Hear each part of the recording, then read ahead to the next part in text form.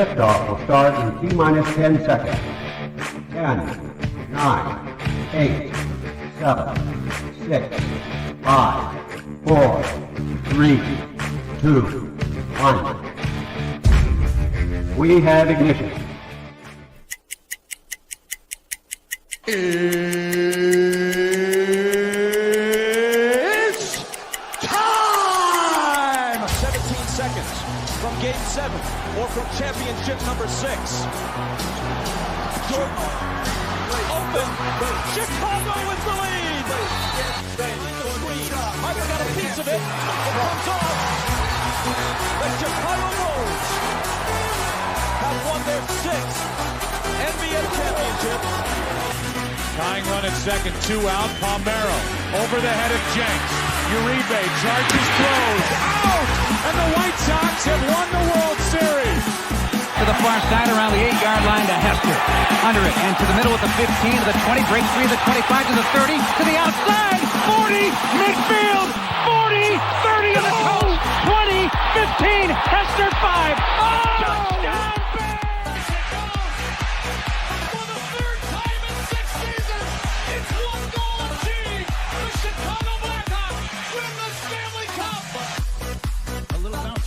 Toward Bryant. He will glove it toward Rizzo. It's in time. And the Chicago Cubs win the World Series.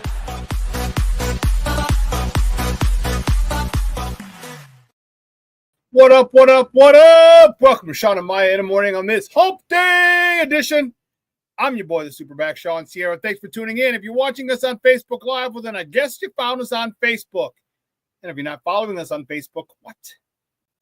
Come on, go to Facebook, type in Sports Zone Chicago, click the like button, and now you're following Sports Zone Chicago. Simple. But wait, there's more. Go to the show's page, go to Shawn and Maya in the morning, like that page as well. So not only will you be following Sports Zone Chicago, but you'll be following Shawn and Maya in the morning as well. If you're watching us on our YouTube channel, excellent. And if you're not subscribed to our YouTube channel, for real.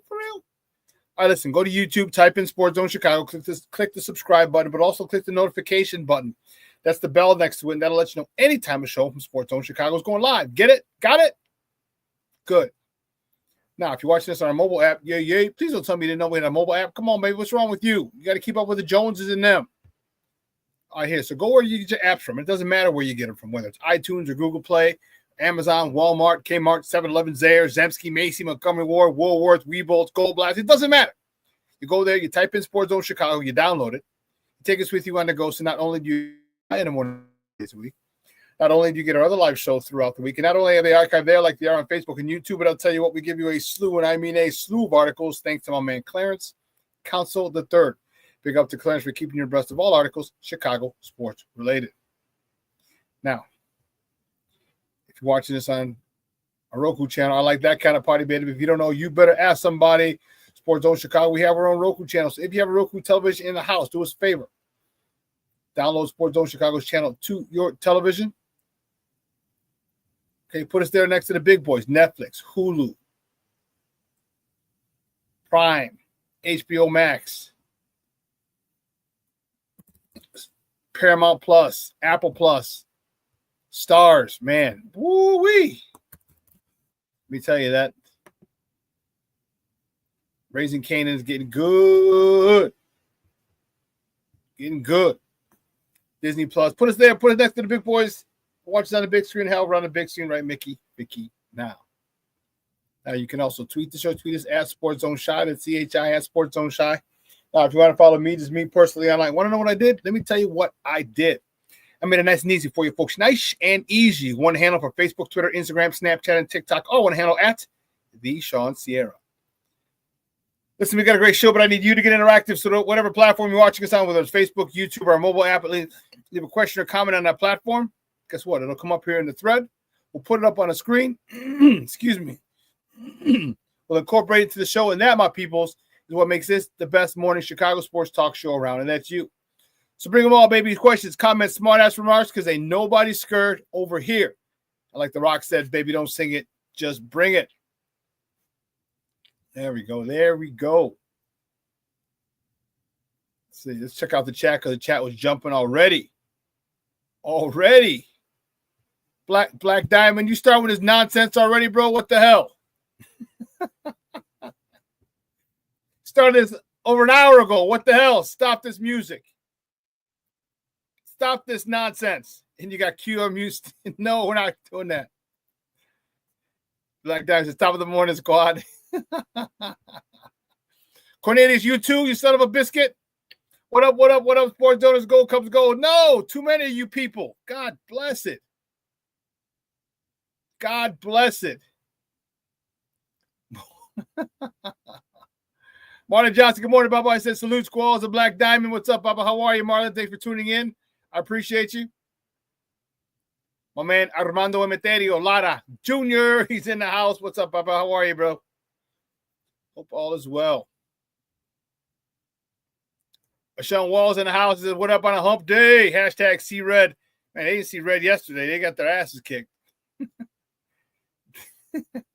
They got their asses kicked, bro. That was not nice. That wasn't fun at all. At all was that not fun. Jeez. So what are you going to do? There you go. What are you going to do? Huh? Mr. Shorty's in the house. Top of the morning to y'all. Mr. Shode is in the house. Rick Gonzalez is in the house. What's up, Baba? How are you? Thank you for tuning in. Says good morning, Shawn, into the chat. Looking forward to Bulls Heat tonight. LFG. Let's freaking go. Let's go, baby. Let's go. That's what I'm talking about. Listen, I don't know a lot about a lot, but I do know this. More of the usual suspects will chime in as the show goes on. That, my peoples, I can promise you. Can't promise you anything else. I don't know a lot about a lot, but I do know that. More of the usual suspects will chime in as the show goes on.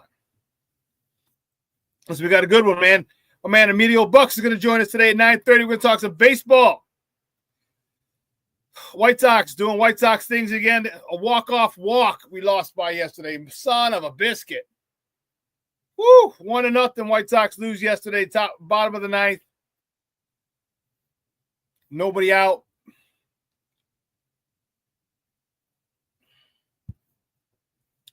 Mike Clevenger walks in. He walked two and then walks the game winner in. Crazy, crazy, crazy. So, not a fun day.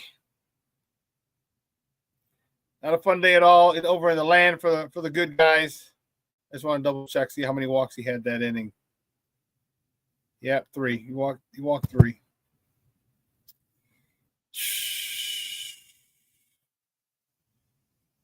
James Ford checking in. Good morning, Popeye says, good morning, Shawn. How you doing, buddy? Thanks for tuning in. Mr. Shorty says, bear down, Rick.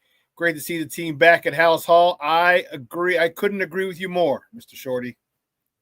Could not agree with you more. The boys are back. Ooh-wee. I like it. I like it a lot. But let's see which way we're going to go.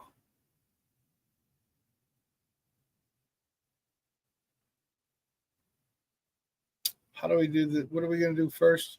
All right, well, here we go. Guys, you know what we do. The first segment of every show. It's called Top of the Morning. It won't come just when you want it.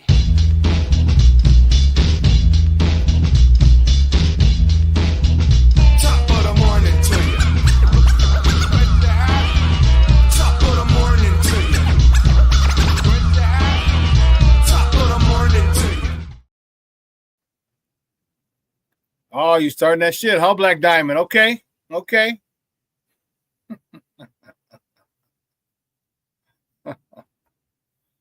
right, when you guys don't make the playoffs after being in first place for so long, we'll have that conversation then.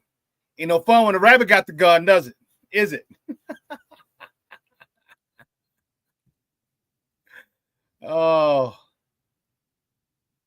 let's go. Let's check it out. First top of the morning topic. Yeah, we'll start with them.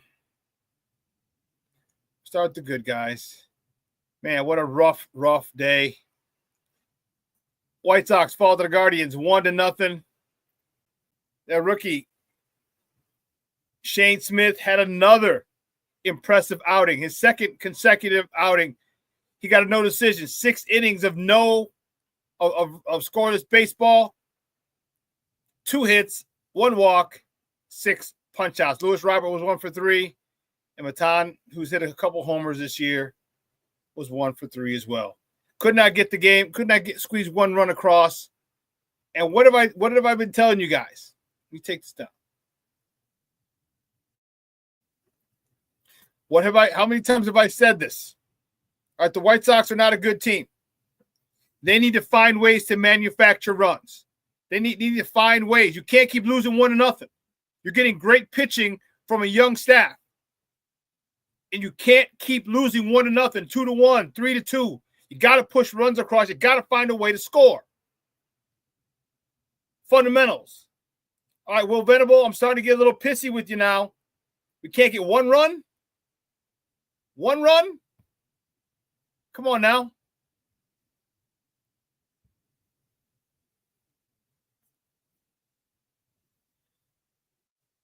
I can't. I mean, we're on pace. We're on a worse pace than last year. We're on pace to lose 130. We better get this shit turned around and get it turned around quick. But anyway, next topic, the White Sox. We're staying with them. The White Sox play the Cleveland Guardians again today. First pitch is at 5:10 Central.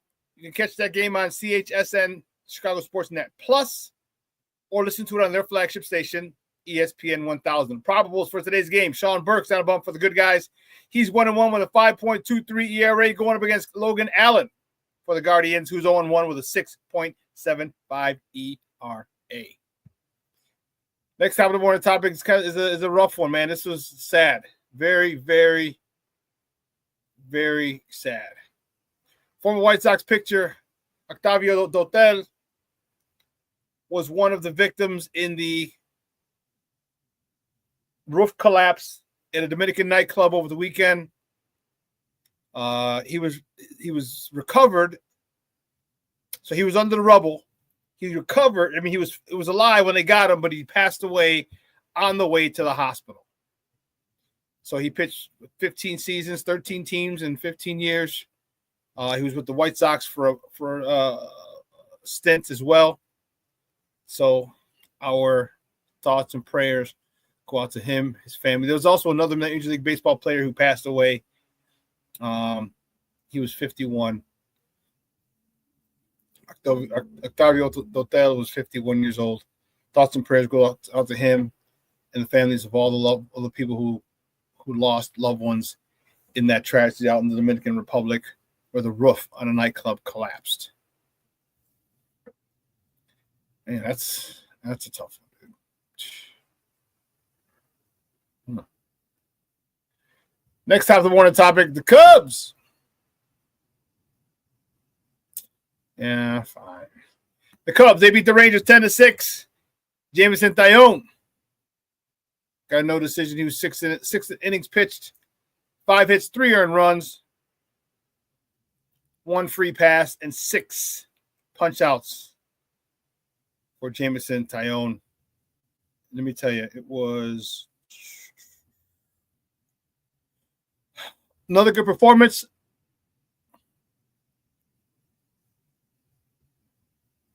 Quality start, 6 innings, 3 runs or less.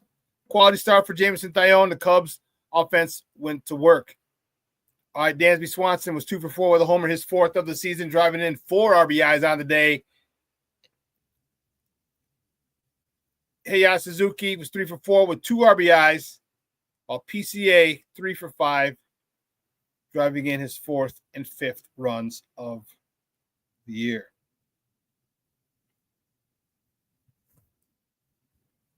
Staying with the Cubs, the next top of the morning, top of the Cubs host the Rangers today at Wrigley Field. First pitch is at 1:20 p.m. Central Time. You can catch that game on the Marquee Network or listen to it on their flagship station, 670 a.m. The probables for today's game for Texas, Tyler Mahle, he's 1-0 with a 1.35 ERA going for the Rangers. And for the Northsiders, Shota Imanaga, who's 2-0 with a 0.98 ERA.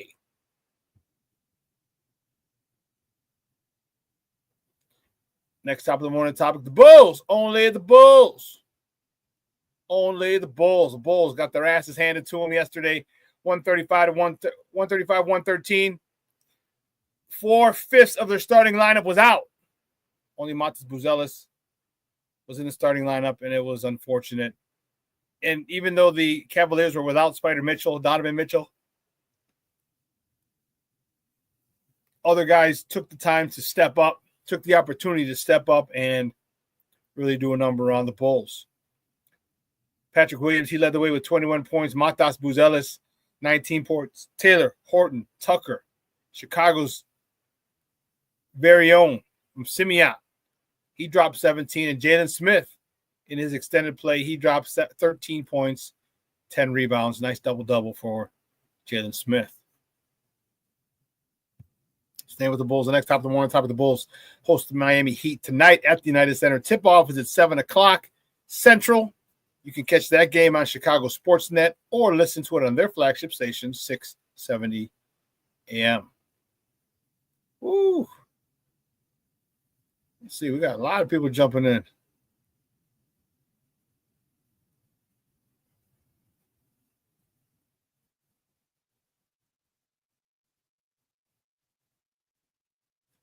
Okay, yeah, we got a lot of chatter in the chat. I like it. I like it a lot. We'll get to some of those things in a little bit. The Blackhawks, baby, the Blackhawks. That was a rough one. Yesterday, the Blackhawks fell. They got blanked by the Pittsburgh Penguins. Remember, they played them here, and then on Monday, and they came back, or Sunday, and then they came back and played them in Pittsburgh yesterday. The Blackhawks fall the Penguins 5-0.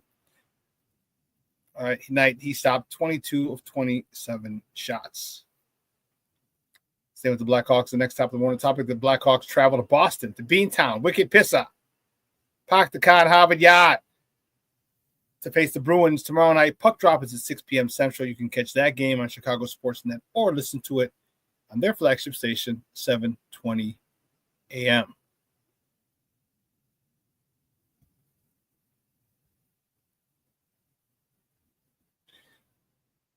One of the things that I didn't get a chance to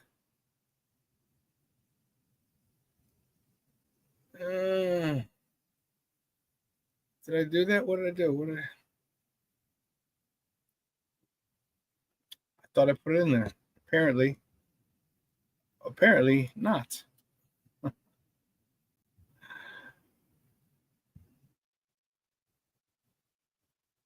Apparently not. All right, that's all right. Well, we didn't get a chance to talk about it because I don't come on Tuesdays. However, the next top of the morning topic,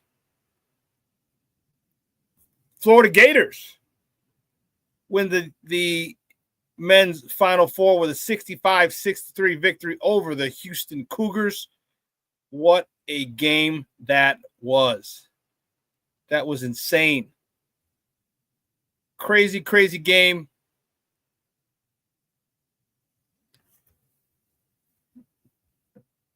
Houston had a chance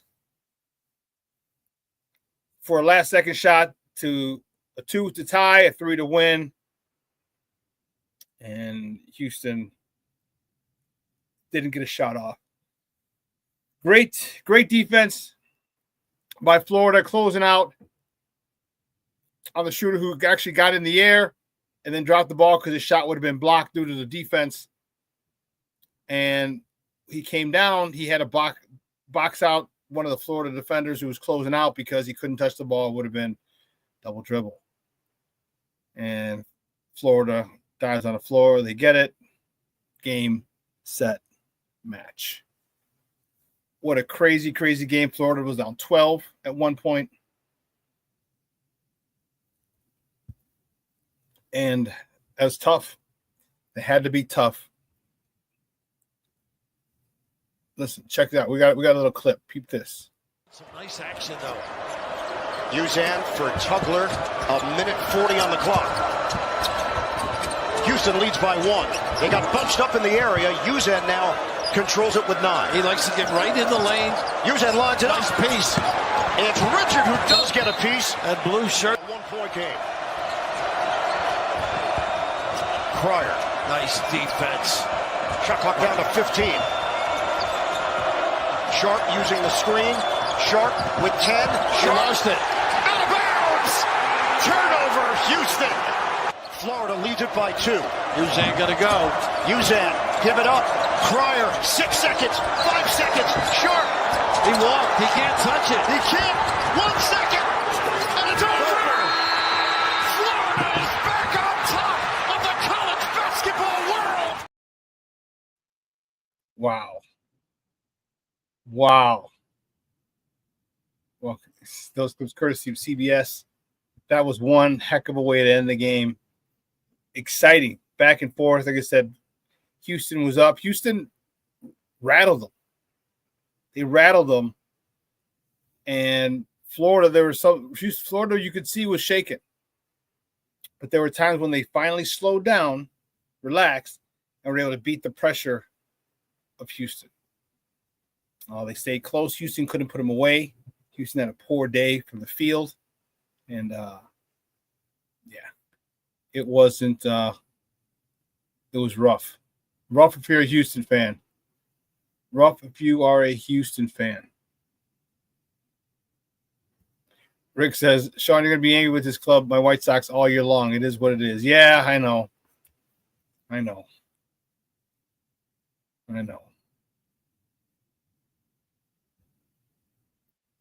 Black Diamond says, Shorty, Caleb has 0 excuses now. Yeah. Shorty says, I honestly don't think he'll need them, Black Diamond. Hope not. Oh, man, my man, King Booker World checking in. What's up, Papa? How are you? He says, salute everybody. And Shawn, thank you, sir. Sean Wallace, one shining moment. Man, I'm telling you, that was crazy. What a way to lose. Couldn't even get a shot off. And Houston, they're going for the win. You saw he was going for the 3. It was win or go home. That was it. And I like that. I like the determination. I like the fact they played to win. Oh, we ain't going to overtime. We don't need an extra couple minutes. No, we're going to win it. I love it. And unfortunately for them, it didn't work out. That's one heck of a way to lose. That was crazy. Crazy. I mean, it was definitely worth the price of admission. I'm glad, unlike the Bears, unlike the women's, when that was a blowout and that game wasn't even exciting, it was one hell of a game for the men. Now, last top of the morning topic before we go to break and welcome my man Emilio. The Bears have reported to Hallis Hall to begin phase 1 of their off-season program. I, along with the rest of Bear Nation, is excited. I'm happy like a giddy little schoolgirl. Good to see him back. All right, there's 3 phases. So for those of you who don't know about the offseason, there's 3 phases. Okay? Phase 1, this is from the Chicago Bears website. Phase 1 occurs during the first 2 weeks, which the Bears started this week. Activities are limited to strength and conditioning and physical rehab, with only the strength and conditioning coaches allowed on the field with the players. All right, so if you're doing sprints, you're doing plyos, you're doing agility drills, okay, helmets are prohibited, and footballs are permitted on the field only for quarterbacks throwing to receivers, provided they are not covered by defenders. That's the first 2 weeks. The second phase is in the last 3 weeks, all coaches are allowed in the field. Workouts may include individual player instruction and drills, but helmets and drills pitting the offense against the defense are prohibited. And then the third phase, which is conducted over 4 weeks, may include up to 10 days of OTAs. All coaches are permitted on the field, and players may wear helmets, but one-on-one drills involving offense and defense are not allowed. In addition, live contact is prohibited during all off-season workouts. So just kind of giving you a rundown of how that's going to work, what goes on in the off-season. Rick Gonzalez, phase 1, get the damn ball out on time, Caleb. Yeah, he's going to need to. And it's a new offense for him. No offense for the entire team.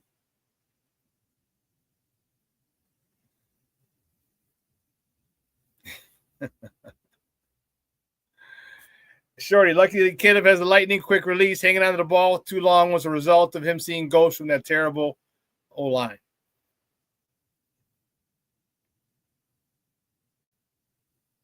King Booker Will said, people, myself that I wasn't going to get too hyped about anything until proven otherwise. I've been a fan for over 40 years. Ben Johnson is different. Okay. Yeah, that guy Junior is right along with you. He always has that approach like, all right, we're going to chill and see how it plays out.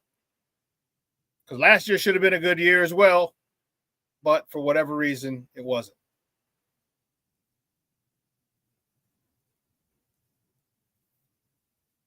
All right, stop with the hyperbole, Priority. Kid's release makes Dan Marino's release look like Jay Cutler's. First of all, Jay Cutler had a good release. Wasn't the quickest in the world, but it was a good release. And Dan Marino had a lightning quick release. Lightning quick. Rick Gonzalez and Plank, I could not agree with more. FGB. Rick Gonzalez, Plankster, echoes that sentiment. FGB. Why do they even have to have the draft up in Green Bay this year? That's stupid.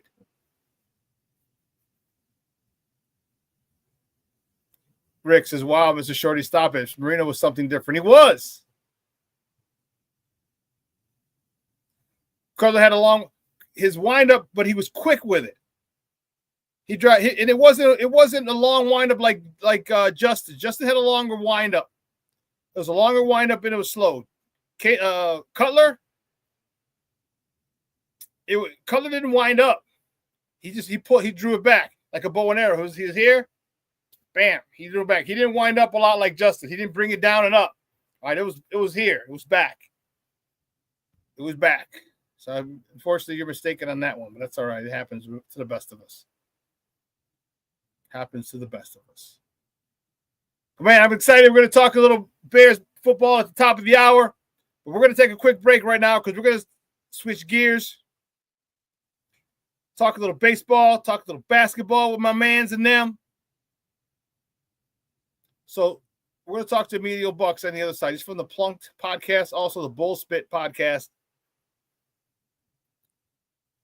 So don't go anywhere, folks. Keep it locked right here. We got a lot more to talk. A lot of shit talking amongst us as well. So don't go anywhere. Keep it locked right here. Shawn and Maya in the morning on Sports Zone Chicago.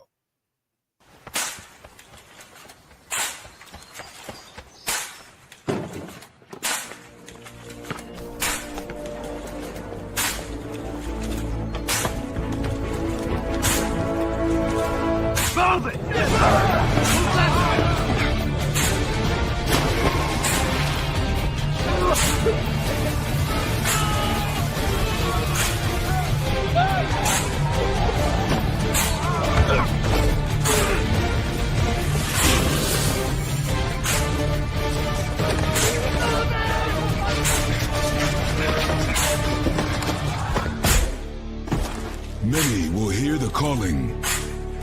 Few will earn the title. United States Marine. The few, the proud, the Marines. Hey, it's your boy, the SuperBack, Shawn Sierra, and be sure to follow Sports Zone Chicago on all social media platforms, on Facebook, Instagram, and our Roku channel. You can find us at Sports Zone Chicago, and on Twitter, we are at Sports Zone Shy. Also, be sure to download our mobile app so you can take Sports Zone Chicago with you on the go.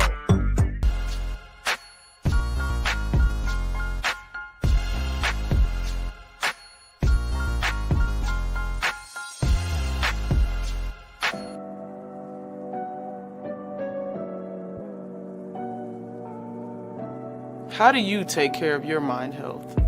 For my mental health, I meditate in the mornings. I have my dogs. They're the best. I just find ways that help me just relax. Finding things that make me happy, like being close to my family. I meditate a lot and read books. I have hobbies outside of the game. I'm able to switch off. I'm able to turn my brain off from the game of basketball. Your mind health matters. Your mind health matters. We're looking for a few heroes, mentors, trailblazers, innovators, a passion to change lives, spark curiosity, open hearts, and awaken minds, help students answer the question, who am I? This could be your calling, but this is no job. It's the journey of a lifetime. Be a hero. Be a teacher. Mental health and learning disorders don't discriminate. 17 million children and adolescents in the United States live with disorders like anxiety, depression, ADHD, and dyslexia. Less than half get the help they need to thrive. Help the Child Mind Institute change these children's lives. Visit childmind.org.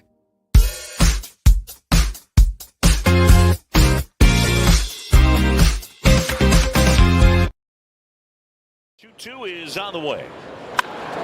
On the ground, diving stop by Nico. Gets him, throws him out. Great play, Nico Horner.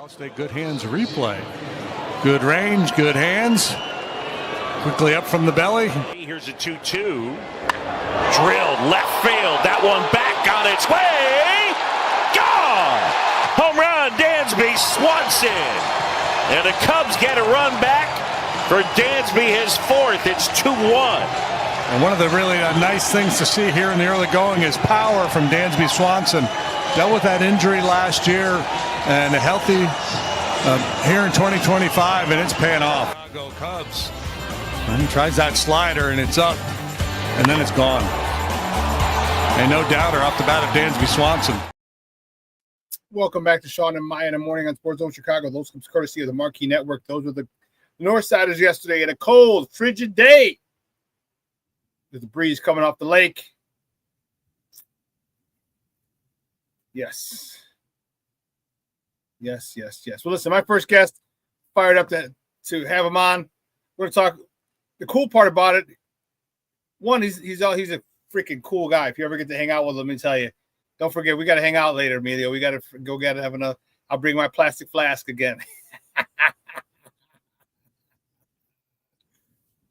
But I can talk baseball and basketball with this guy. We're going to do such today.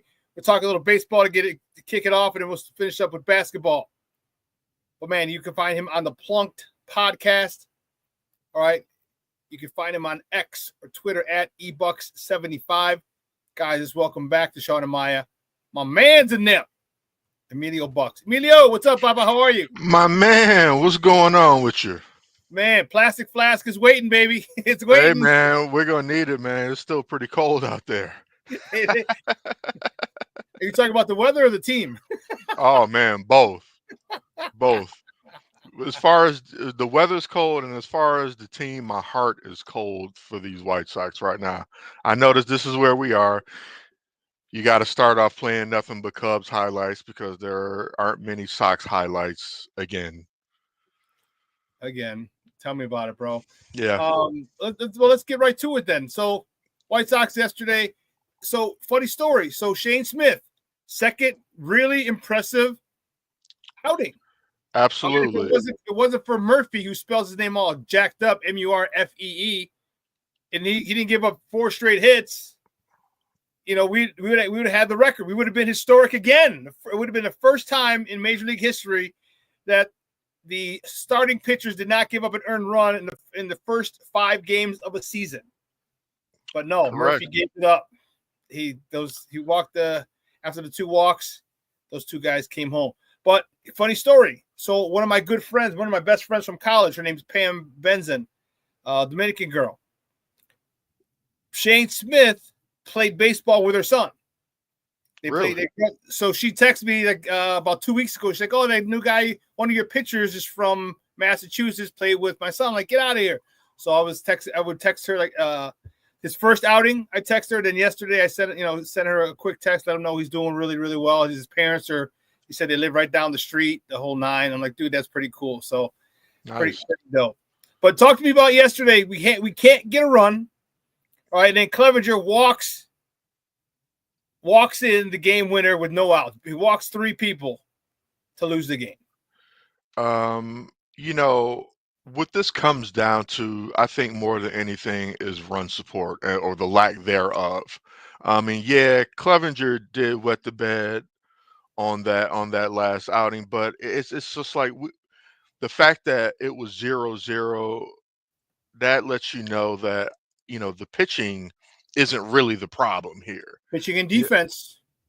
You know what I mean? Like pitching and defense, we tightened it up this year. Yeah. And that's a major part, and we're playing some pretty good defense. Still a couple of things we could shore up, but pitching has been overall fairly solid. Besides a couple rough outings by the bullpen, can't say enough good things about this starting rotation. But yeah, man, it comes down to run support. It's like it's all for naught when you gotta, I won't go as far as calling Shane Smith a stud yet, but he's looking damn good right now. You know what? He's got a presence on the mound when you watch him. That's what I'm saying. Yeah, he's not like I'm a bad mother Hubbard. I'm like that first time. I'm like, okay, tough, hard hitting East Coast fella. You know what I mean? Yeah. I like what I see out of him so far, but it's going to be all for naught if we can't score any runs. 0-0. Who do you blame that for, Emilio? Who do you put that on? Is that the players? Is that the manager? Because here's what I said, and let me know your thoughts on this. I said, all right, the White Sox, because they suck, okay, they need to be fundamentally sound. They need to be honed and extremely strong in their fundamentals. And by that, I mean we need to have somebody be able to bunt. We need to be able to have people steal bases. We need to put pressure on the defense because most teams don't play great defense when it comes to bunting and it comes to base stealing. We don't have those things. We don't have anybody who can get on, get them over, get them in. We can't create a run. And is that on the players or is it on the manager? I think a little bit of both. I heard an interesting stat. I don't have the exact numbers, but as far as contact rate goes for the White Sox, we're among the lowest. And so it's like if you're not even making contact, it's hard to even build anything as far as bunting or playing small ball. If you're whiffing so much, you know what I mean, or it's hard to manufacture runs, I think is what you're talking about. Yeah. And we just aren't able to get a lot of base runners. Guys are not hitting. We had a guy, and big ups to the Dodgers for fleecing us on the Michael Kopech deal and sending us Miguel Vargas, who's our third baseman, who was not going to cover off the ball in spring training, by the way, but only hitting like 147 right now in these 10 games. That's not going to cut it. The job is his. The third base job is his, and I don't know what's going on with Luis Robert. Just a shell of what we thought he could be. We're not getting any power. The only guy that's really hitting for anything is Andrew Benintendi. He's starting off the year pretty hot. But, again, man, it just comes down to being able to put good wood on the ball, and we're not even able to do that to get base runners. Like last year, it was like just a calamity of errors. Even when we got base runners, it was like my man King Booker World mentioned Benny Hill. That's how they looked on the base path last year. It was like a Benny Hill skit. But we're not even getting a lot of base runners this year. And so that's got to change. Players got to play, man. You know what I mean? Coaching matters. And we talked all about this, man. We talked all about this. And I know you believe that, Shawn. But players just got to play. And Luis Robert it just doesn't look like he cares. And I know blame him, though? Yeah, I can, because it's like, dude, you still got to go out there and perform. Even if you're trying to get on with another team, you got to make yourself available and attractive to another team. You got to look like you care for to be even ingratiated in the city that you play for. And look what he's going through, though, bro. Everybody he's come up with is gone. Yeah. This team sucks. All right, they lost 121 games last year. I think I think he's met because you and I, you know how I feel. Get off my lawn. All right, these young kids, this new generation, they don't have the mental resolve to go out there and be professionals. I think he's done. I think the best thing for him is to be traded. Because if you trade him to a contending team, imagine him on the Dodgers or the Yankees or the Red Sox, something like that. That's not going to fly. His attitude's not going to fly. Why? Because that's the culture. You'll see a much better Lewis Robert with a team that's good because there'll be the high tides raises all ships. There's going to be an aura about wherever he goes. He's just, dude, there's nothing here for him. I mean, I feel bad for him. And I see your point, though. Like, dude, you're making X amount of millions of dollars. You better, you're coming from a third world country, bro. You better be grateful. But by the same token, it's tough, man, when all your boys that you grew up with or you came up with are gone. It sucks. I get it, man. I get it. It's a tough pill to swallow for him. But again, it just goes back, like you said, just be a professional. But these kids don't know nothing about that, man. What can I say? Whether it's in sports or in all avenues, they don't know nothing about hard work and just showing up every day. You know what I mean? Like they don't know anything about that. It's just not ingrained in them. Just disappointing. I can't tell you how disappointed I've been in Andrew Vaughn. We had a string of great historic first basemen, going back to Big Hurt. 20-something years? And then Paulie, and then Abreu, and then now we're stuck with Andrew Vaughn hitting 147.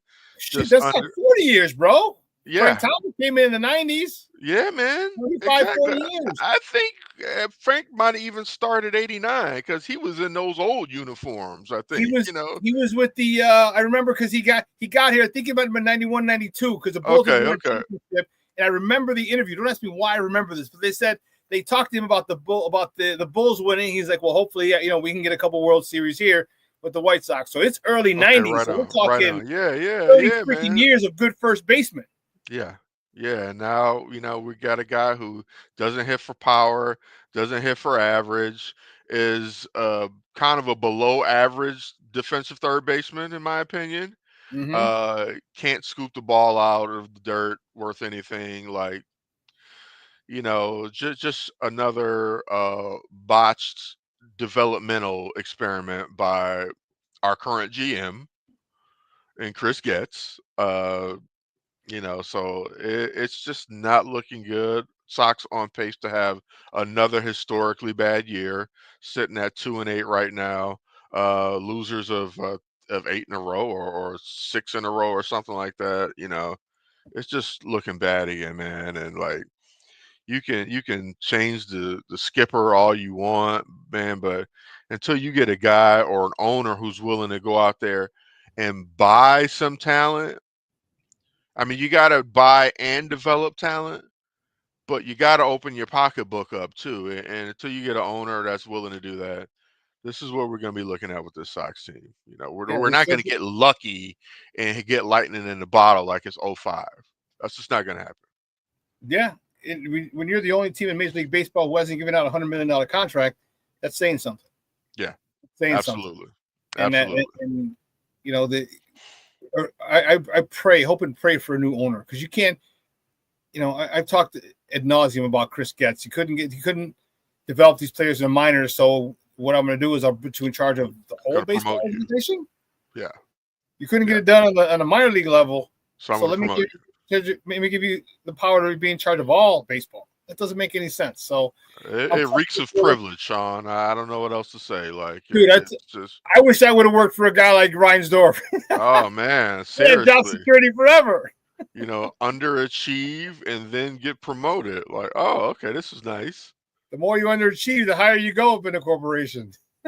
Evidently, but then you see the condition of his organization. Yeah, the one that he is hands-on in charge of. I'm not even talking about the Bulls right now because that's another conversation, but just talking about the White Sox, the one that Jerry Reinsdorf is hands-on in charge of. We see it is in complete and utter disarray. Yeah, a complete shit show and a nightmare. Everything bad. We're losers of 6 straight, the South Siders are. But let's go to the North Side and talk about them. They got up to a hot start. All right, they lead the NL Central. All right, Kyle Tucker, every single freaking day, he's like, more money, more money, more money. Man, he's right. That counter is just going up and up and up. More money, more money, more And money. hey, Ricketts better be ready with that pocketbook. He better be ready. He better just hand him a blank check and say, just fill in what you want, sir. King Tuck. Man, I'll tell you what. And I said this also about the Cubs, what I said about the Sox. I'm like, you need to get stronger in your fundamentals. Be really, really strong in your fundamentals. So what do the Cubs do? They lead baseball in stolen bases and runs. So you got guys running. This is the way you win games. You get them on, get them over, get them in. Aggressive on the base path. You know what? Who had 2 stolen bases yesterday? Someone had a stolen base yesterday. I was just for the Cubs. Well, I don't know if it was PCA or who. No, somebody else. Yeah, it was someone. It was Birdie. Birdie. Yeah. Birdie. But you get playing these guys third. Stealing.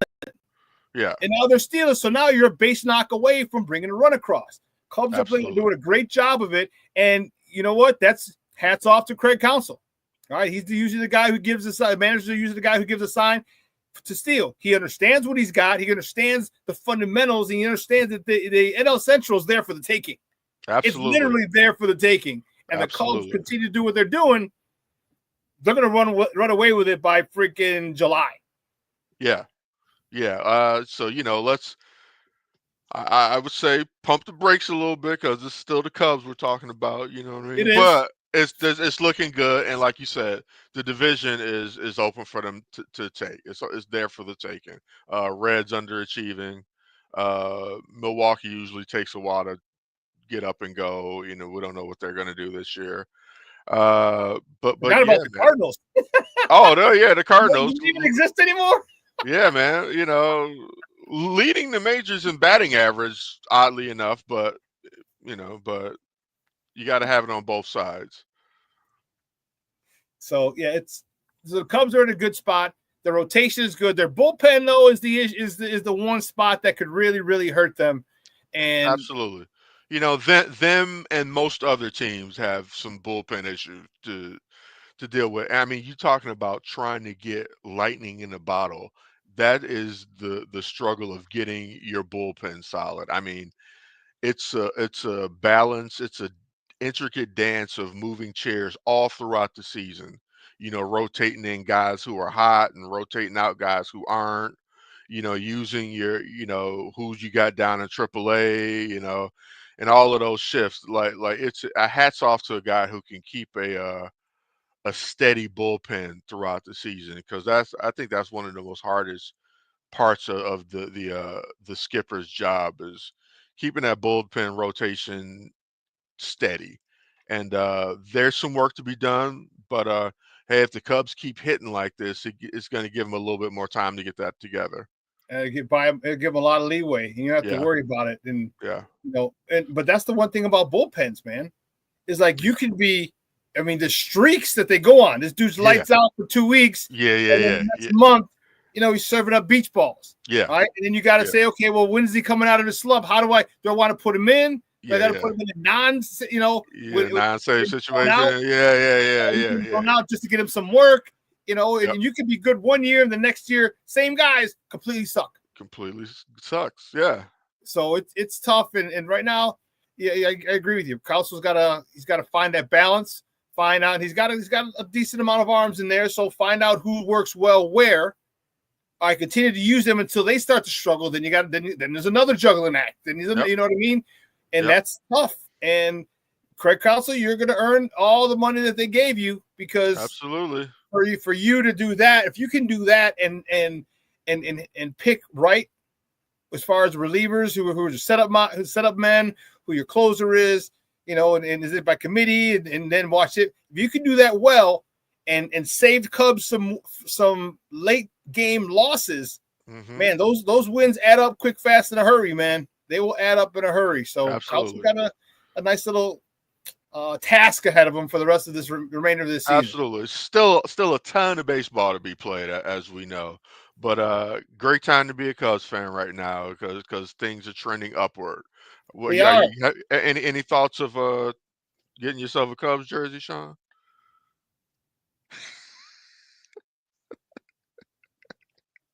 Dude, I got toilet paper. What are you talking about? Oh, my bad, dude.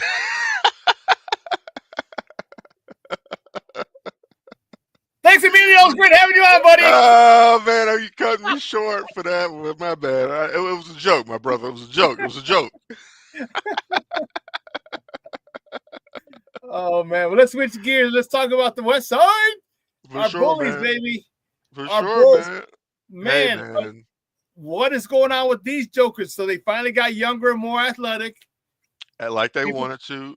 They are playing the style of basketball that Billy always desired. There are currently no black holes on this team. Sans maybe, when Javon Carter gets in the game, which isn't a lot. But you don't have any black holes named DeMar Rosen or even your Zach LaVines anymore. And that ball movement is fluid. They are flying up and down the court, playing downhill. Playing defense. Playing defense on their rotations, just playing energetic, pressing teams. Couldn't do anything with Cleveland last night, but hell, the league can't do anything with Cleveland right now. Yeah. So, it is what it is with that last night. But, looking good right now. This is the youth movement, and I am happy to say, is it looking like we're not going to have to go rock bottom for this rebuild, possibly? You know what I mean? So, looking good. All things are upward right now. We still got a ton of work to do for the Bulls. You know what I mean? Like, still need a bona fide star. You know what I mean? Yes. Like, Kobe looks to be possibly on his way. I think Kobe could be Robin to somebody's Batman. Exactly. Kobe looking like he could definitely be a number 2 guy on a contending team. I said that as well. I'm like, they got their core. So either next offseason, because I don't think it'll happen this offseason, but put it this way, this offseason or sometime the trade deadline next year or next offseason, they need to go get a superstar. Absolutely. You need to go get like someone like Absolutely. Ant-Man or somebody. I'm not saying he's available. They're going to get him, but someone like him. They need a real guy. Yeah, they need someone who's young, all right, who is amazing right now, and put them the guy who everyone's getting the ball at the end of the game. Yes, and who's going to deliver at the end of the game. They need that dude, and I like it. Talk to me about Josh Giddey, because I had to apologize to him because I didn't like that dude. He reminded me of Sunshine from the Titans. Remember the Titans? He was always crying about fouls, which he still does. But that dude freaking flirts with a triple-double, flirted with a quadruple-double a week ago. And I had to back off and apologize and like, hey, dog, you keep doing your Ice Cube last week and mess around and got a triple-double. Right. And I ain't got nothing to say, dog. You can complain you can bitch him on all you want. The rest, you keep giving me triple doubles, dog. I mean, you know what, Shawn? I'll say this about Giddey. He came in here and he did the work. When he came here, what was the word about Giddey? He can't shoot. Worth shit. And when we first saw him, he couldn't shoot worth shit. But now, how much has he improved his shot? Just since the beginning. Yeah, it's just since the beginning of the year. He's come in and he's done the work. His turnover rate is down from what it was in OKC. He's making smarter decisions. He's looking like a real leader and a floor general out there. And he has taken his game. Bulls passed on giving him an immediate extension. So they said, okay, like, show us. We're not going to give you this money. Show us. And he's like, hold my beer. Hold my beer. Hold my Fosters. Fosters. Yeah. Hold my Foster beer. And he bet on himself. And I'll tell you what. So Absolutely. Are you comfortable with the Bulls giving him $25-30 million a year now after this season? I'm not comfortable with the Bulls giving anybody that money because it just feels like the Bulls always mess that up and botch that. But I wouldn't be mad at it. I mean, you got to keep him. You have to. You got to keep him at this point. Now, where I think they may have moved too quickly, and we'll see, is the extension for Lonzo Ball. I think I they like did. Lonzo. I think they did that because I don't think Josh had shown them what he's shown them now. They jumped the gun.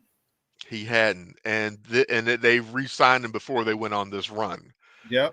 And so you can't quite fault him for him. It was kind of it's a team friendly contract, and right. they've invested so much money in him, paid him and all his rehab for all of these years. It's kind of like you want to see what the guy can contribute after this point, after you've been a part of his miraculous comeback.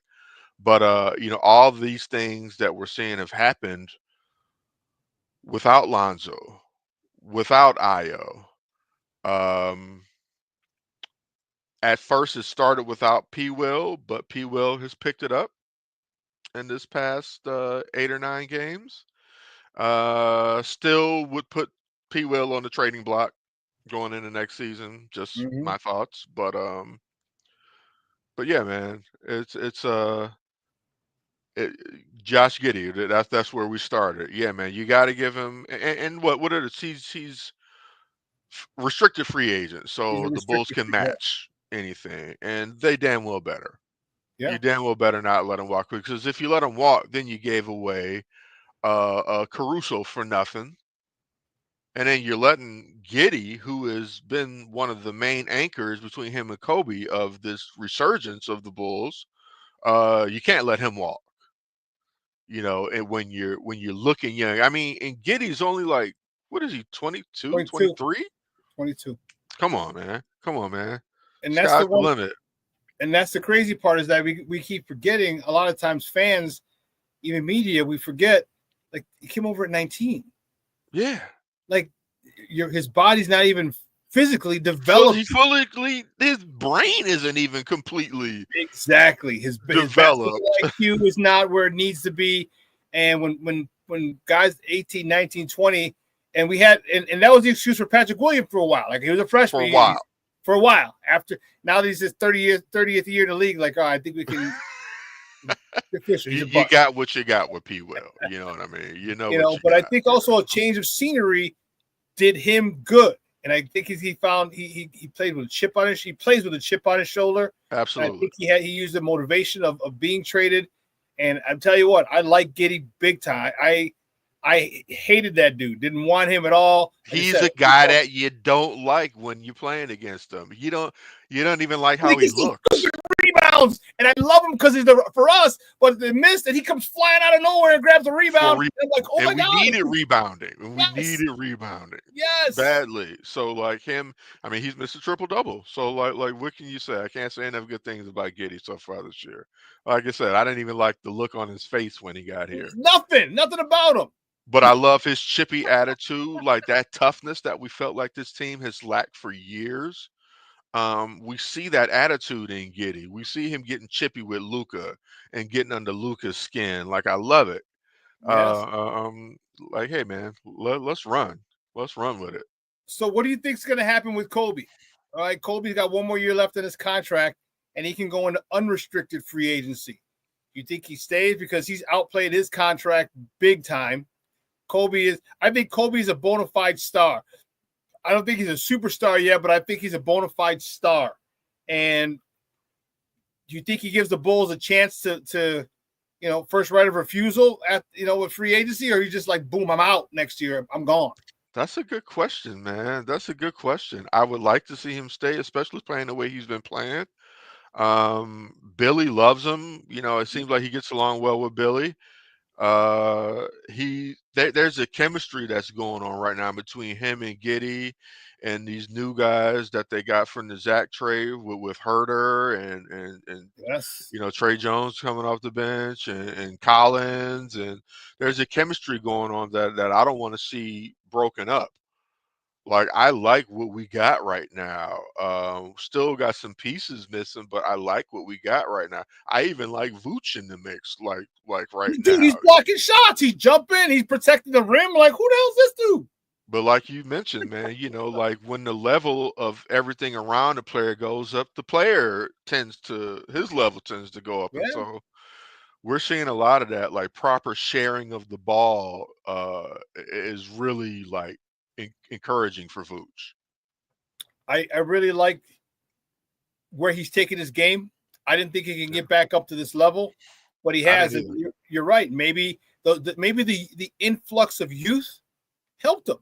You got, and don't forget, Jalen Smith is a nice piece coming off the bench. Not that he's going to push Vooch to take his job. No, but you see a guy off the bench playing, it motivates you. And then he saw Collins come in. That was my next point. When he was out hurt, and he saw Collins come in, like that could be my replacement. I'm not saying Collins is on the level of Vooch in his best days, but like you saw the writing was on the wall. Like, okay, you saw what he could be with consistent minutes. Absolutely. I said that was Orlando Vooch 2.0. Zach could be the way he runs the floor, rim protects, can pass. He had the three. That was Vooch when he was younger. Yeah, and it could be it. So hopefully that goes well because I like Zach Collins. I like all those guys. And Trey, the point guard, Trey Jones. Trey Jones. Yeah, he's hurt, but now we're good at the point guard position. We got Giddey, we got Trey, we got Ball. We got three good guys who can run the point. So I'm happy with what we have, and I hope it's not an odd man out where Trey Jones, we trade him or let him go because I like what he's done. And Billy likes him too.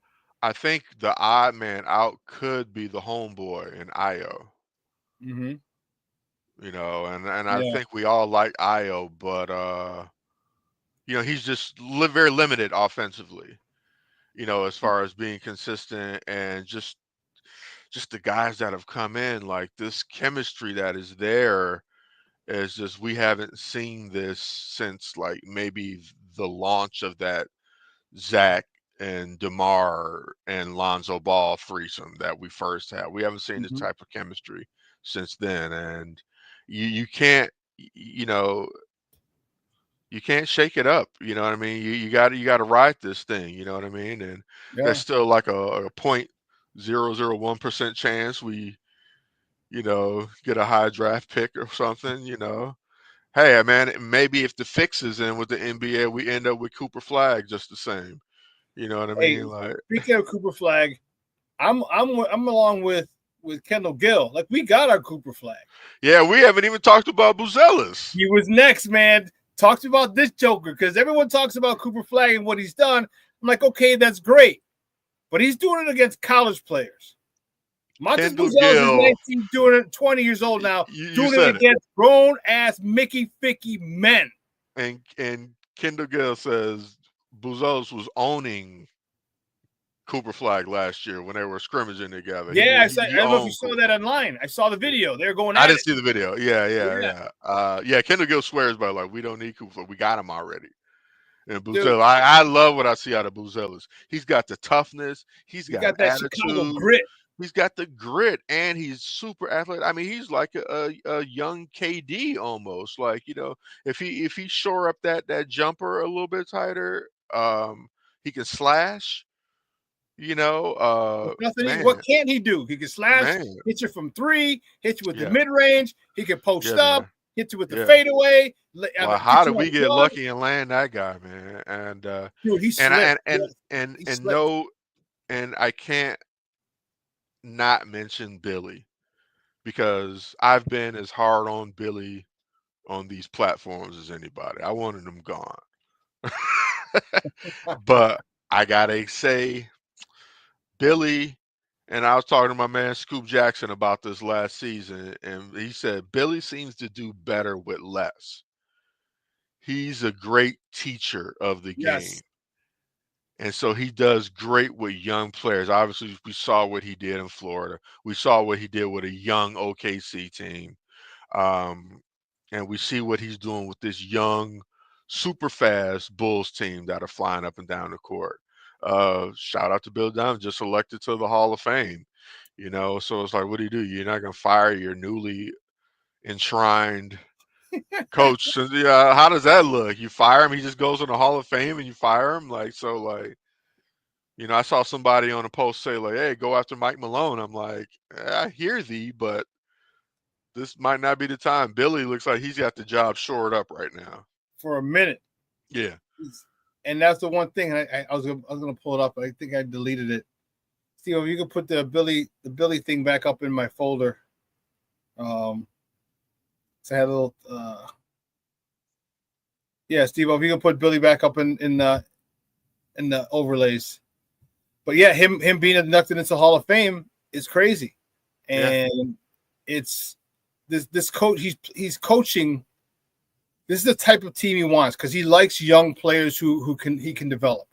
Yeah. All right. And then there's a trust that's there now. Now they trust him, he trusts them. Yeah. All right. He allows them to play. He allows them to grow and make mistakes. Mm-hmm. He never gave up on Kobe. Never. No, you're right. And now look at that Joker. Yeah. He still hasn't given up on P. Will. And I think he should have, but he still hasn't given up on P. Will. I think the organization should have gave up on P. Will, but hey, they still owe him $77 million. So like, I don't know. And he looked good yesterday. He did. He was like 5 for 5 from 3 at one point yesterday. Yeah. And so there's times when he looks like a legitimate, like he could be a budding superstar. And then other times, like, dude, get this guy off. Get him off. He just looks like not even competing in the G League other times. Yeah. Here's what I was going to post up here. Man. Bill. Shout out to Billy. Big time. I love it. And they're fun to watch. They got a lot of people excited again. They got a lot of people excited about Bulls basketball because Bulls basketball was dead for me and for a lot of other Bulls fans. It was dead for a while. Just 3 months ago. Yeah, literally.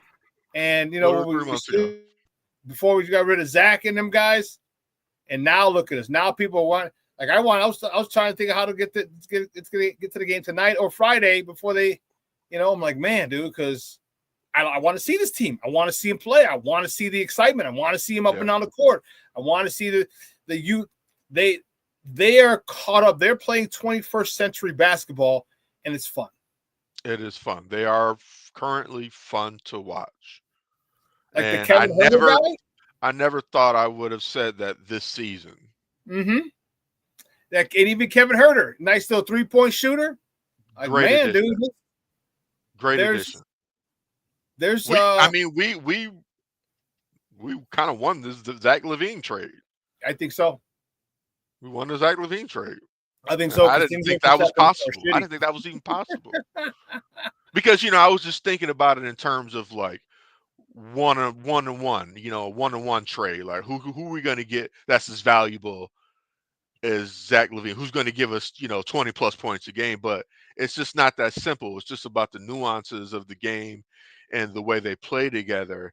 And when you remove Zach and added those other pieces, the team just works so much better now. Because those 20 points are made up by 2 points here, 2 points there. Giddy getting a triple-double, in assists, leading the baskets. Kobe averaging 30 points in March. You know what I mean?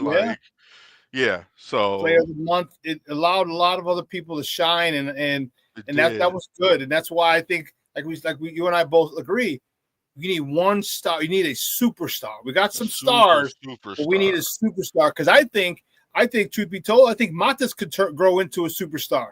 He plans to. When him in the 26-27 season, after 2 complete off seasons of the weight room this year and next, man, dude, if he comes out, he hits that weight room, if he comes out looking like a Lowry Markkanen or a Greek Freak, because remember, Greek Freak was skinny as a mother. Skinny as hell. He looked like a little boy, just a tall little boy when he first came in. Yeah. And now he's not bulky. He's just filled out. And if that can happen to Matas, he got his man body. Matas will get his natural man body. Is going to still come in the next few years while he's still on his rookie deal with this team. And man, it's exciting. The future looks good right now for the Bulls. Don't mess it up. Don't let Kobe walk. Don't let Giddey walk. Pay these guys. and make your team attractive to a superstar free agent. Yeah. You know, make your team attractive. And I think they are. I think this team is. You got to keep, and if you keep Kobe and Josh, then it remains attractive because look, in the league, the association, they know who's doing what.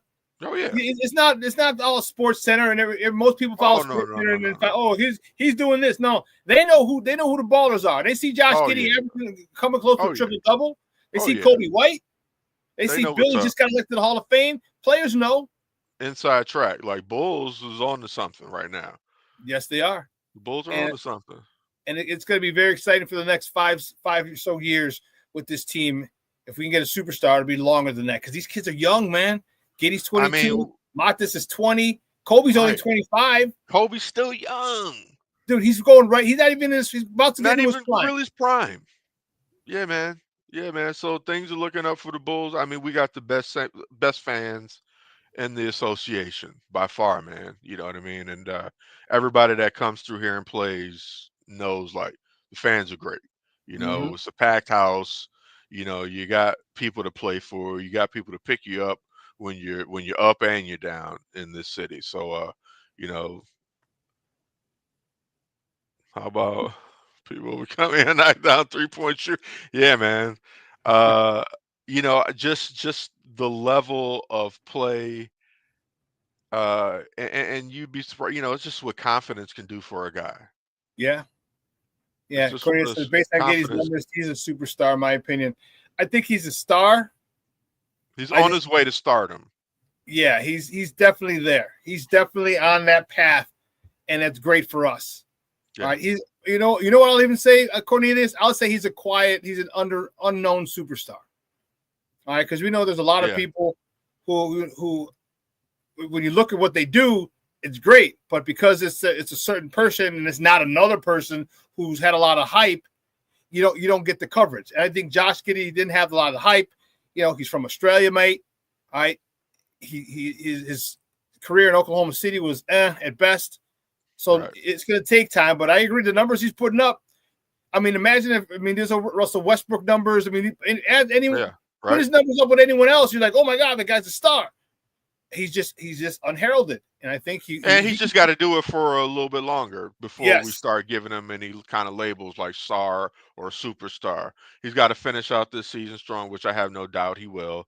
And he's got to put together, once he puts it all together going into next season, then we can start giving him that label of star and whatnot. My guy King Booker World doesn't call. He said we can't give Patrick Williams a nickname. No more P. Will. He's Patrick Williams or P. Won't. Man, he's Patrick Williams or the Cowardly Lion. That's crazy, dude. That's hilarious. Hey, well, listen, Emilio, great stuff as always, man. I appreciate it.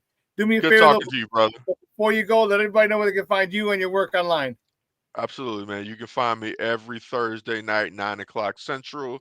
I host, along with Kristen Stats, I host the Bull Spit podcast right now because we're having basketball and baseball. We do a split podcast, Bull Spit and Plunk. So catch us 9:00 Central every other Thursday night. Okay. Chicago Clubhouse Network. Cool, man. Hey, I'll hit you up because my buddy's having a get together, a Sox tailgate. So when tickets are only like $60 for a 100 level and all some good stuff. So I'll hit you up. Man. Hit me up, please do. And then you know that blast is coming, baby. It's in effect, be in full effect. Let's do it, man. Hey, great stuff, man. I appreciate it. We'll talk soon, man. Thanks. All right, brother. You be well. Peace. All right, now. Guys, that's Emilio Bucks from the Plunked and the Bull Spit podcast. We would love talking to him, man. Like I said, we could talk multiple sports, and that's great. That is great. The Bulls are in a good spot. I'm happy with them. They're not world beaters right now, but guess what? It takes time. It takes time. And watch, these moves that are being made, these are the little moves that make boom. You sign Josh Giddey. I know you got to give him some money. Hey, that's the cost of doing business. You go and you sign Kobe. Keep that intact. As I said, keep the Bulls attractive to free agents. keep it an attractive destination for free agents. So you got some money to spend. Because if you do, build it. They will come. Hey, listen, let's take a quick break. On the other side of the break, we're going to go back. We're going to talk a little Bears football. The boys are back in town. Cue up the bus boys. The boys are back in town. We're going to talk about it. We're going to talk about how excited are you? Yes, we've been waiting for a long, long time. We've been waiting for a long time. But we ain't going to wait no more. We're getting ready to rock and roll. We're going to 1, 2, 3, 4, 1, 2, 3. Well, there's a reason everybody should be shaking in the house tonight. Steve-O! That's what I'm talking about, baby. The boys are back, and I love it. I love it. So keep it locked right here, folks. Shawn and Maya in the morning on Sports Zone Chicago. Hey, it's your boy, the SuperBack, Shawn Sierra, and be sure to follow Sports Zone Chicago on all social media platforms, on Facebook, Instagram, and our Roku channel. You can find us at Sports Zone Chicago, and on Twitter, we are at Sports Zone Shy. Also, be sure to download our mobile app so you can take Sports Zone Chicago with you on the go. Time out. How are you feeling right now? Happy? Excited? Angry? Overwhelmed? One of the best things you can do for your mind health is to name what you're feeling. It can sharpen your awareness and help you talk about your feelings with someone you trust. Here are 3 questions to ask yourself. Where are your thoughts right now? In the past, the present, the future? Do you notice any sensations in your body? Is your heart beating fast? Is there a flutter in your stomach? Or are you fully relaxed? What do you need right now? Time with others? Time to yourself? Remember, there's power in this awareness. So find ways to identify what you're feeling today.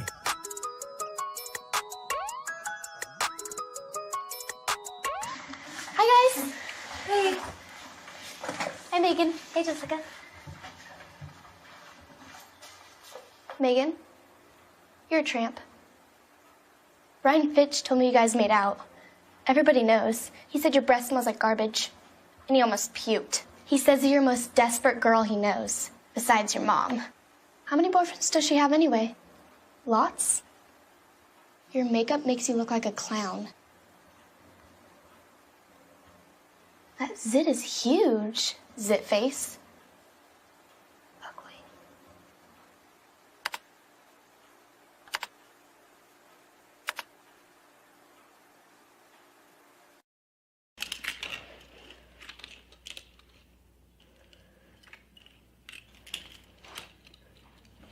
Hey, bud, what you doing? I'm playing with cars. Cars? Can you show me what a car does? Whoa, whoa, whoa, whoa, whoa. Hold on a second. First of all, this is a school zone. So you need to put down your cell phone, stop texting, and let's get to driving. Now you're coming up to a stop sign, right? You need to slow down and stop before you hit that Y line. I want you to look left, right, left. You don't want to get hit by a car going on your left, and to your right to make sure you don't get sideswiped by a guy coming from your right. You're coming, and you see a crosswalk. You better slow your horses down, because the #1 rule of driving is always yield to pedestrians. Now stop, pull over, and you are done driving. Gosh, what do they teach you kids in school nowadays?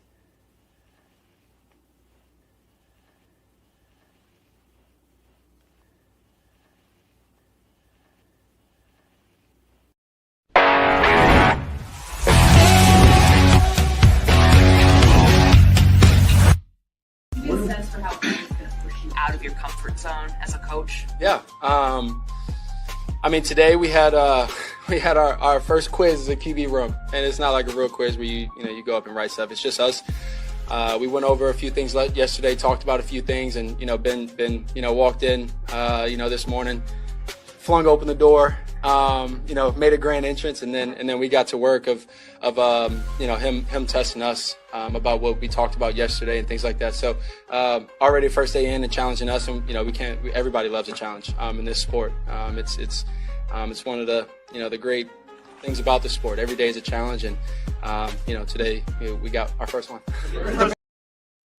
Welcome back to Shawn and Maya in the morning on Sports Zone Chicago. listed courtesy of the Chicago Bears. That's the quarterback, Caleb Williams, and talking about his relationship with Ben Johnson. And it seems like there are going to be no issues. Seems like as of right now, he's all in on Ben Johnson. Thankfully so. All right, rightfully so. Thankfully so, because this has got to work. This has got to work. And it's good to see that he's excited about it. It's good to see most of the players are excited about it. All right. I like the fact that, and it happens with a new staff, with new beginnings. Everyone is excited and the possibilities are endless. I get it. But the thing is, you get a guy who actually calls plays. You get a guy who you saw develop a quarterback. Okay, a quarterback that the LA Rams didn't want. The LA Rams felt like he could not win them a Super Bowl. They got to the Super Bowl with him, and they felt that was a ceiling. He couldn't win one. So they traded for Detroit's quarterback, win the Super Bowl, and said, see, we made the right decision. But all of a sudden, the last 3 years, now that this guy's been under the tutelage of Ben Johnson, you saw how well he plays as a quarterback. Jared Goff is not a buster. Jared Goff led the NFL's leading offense. So you see now this guy comes over, and first thing he says was, it's not just a click and drag. I'm not just going to drop this offense in here and say, run it. We're going to tear it down to the studs. We're going to tear it down, and we're going to build it up around Caleb. So when you see what he did with Jared Goff and how he built him up, because Jared Goff's confidence was shot. How would you feel? You get a team to the Super Bowl. You know how difficult it is to get to the Super Bowl to begin with? After the Detroit Lions. How difficult it is to get to the Super Bowl. And then they get there, and then the team that you lead there says, yeah, we can't win with you. We need an upgrade at the quarterback position. If you don't think that's a mind blow, you're crazy.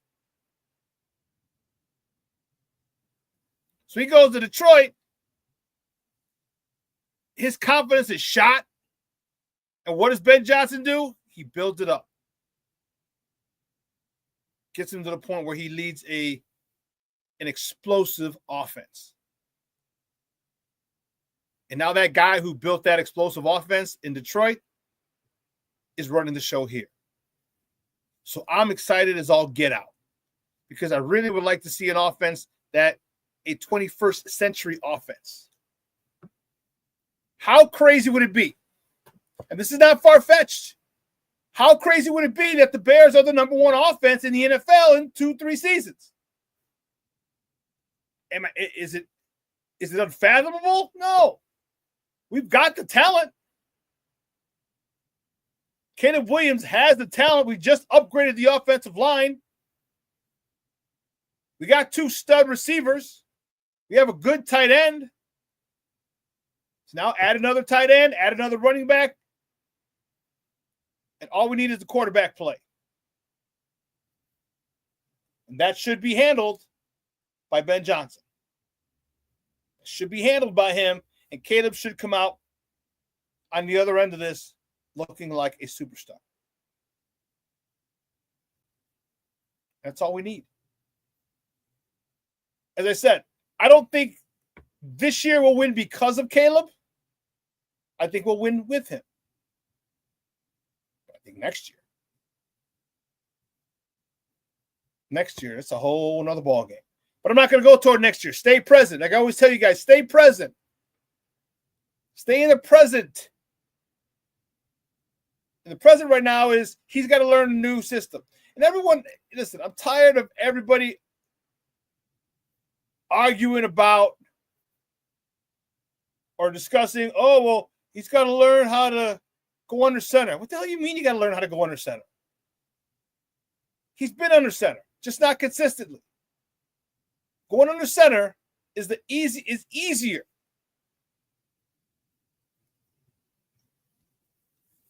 In my opinion, it's easier because your dropbacks, everything is in rhythm. You're forced to drop back quickly, and everything is in rhythm off your 3-step or your 5-step or your 7-step drop. Everything's off those. I should say the majority, because you also have to consider when we go play action.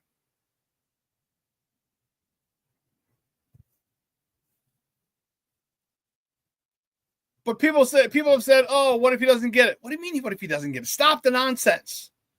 Stop it. Getting Caleb in structure is going to be the best thing that happens to him.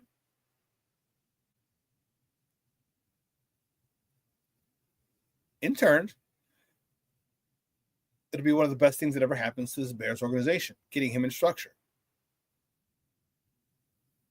Okay, when you look at good quarterbacks, okay, look at good quarterbacks, you see their footwork, you see their reads, you see them getting rid of the ball quickly.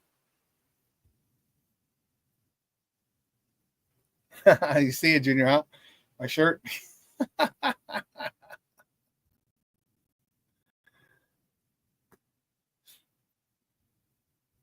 Cornelius says, Ben Johnson getting Caleb under center is the key to turning the Bears into one of the top offenses. Yes, it is. Yes, it is. King Booker Will said, Ben Johnson is going to have us in disbelief that our Bears look offensively dominant. Yeah. That's crazy to say. Like the last good offense we had was 2013, Jay Cutler, Brandon Marshall, Alshon Jeffrey, Martellus Bennett, Matt Forte, stud offensive line. Every single person on that offense had or was going to have gone to a Pro Bowl. Every single person. So we have an opportunity right now. We can have a couple of people. DJ Moore, Roma Dunze, Caleb Williams, maybe Cole Kmet. I don't know about DeAndre Swift. Maybe a running back that we draft this year. These guys can all be Pro Bowlers. What about our offensive line? We have talent. We have a talented offense, one that is up there in the NFL. Not in the NFC North or the NFC, but in the entire NFL. That's a strong statement because there's a lot of talented teams. Foster Covers. Good morning, Papa. Thank you for tuning in. He says, I want to see 27 plus points a game. You, me, and all of Bears Nation. You get us to if we average 27 points a game, we're going to the playoffs. We're going to the playoffs, baby. If we average 27 plus points a game. And I don't have a problem saying it.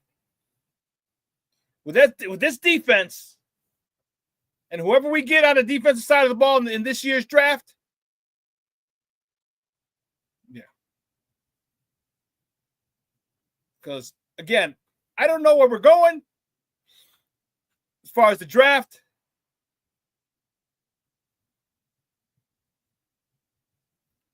But if we can somehow get Mason Grant, or we trade back and we can get Kenneth Grant later in the draft,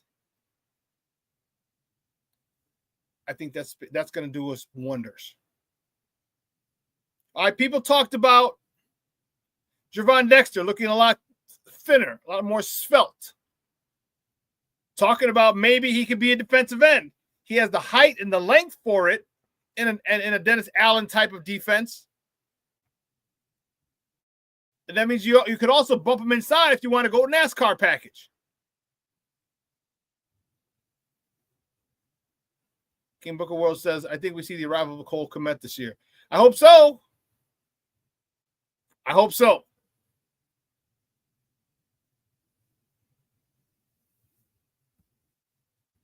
Foster Cover says, Imanwari and Grant would be awesome to me. Yeah, that would be a nice pair to have on defense.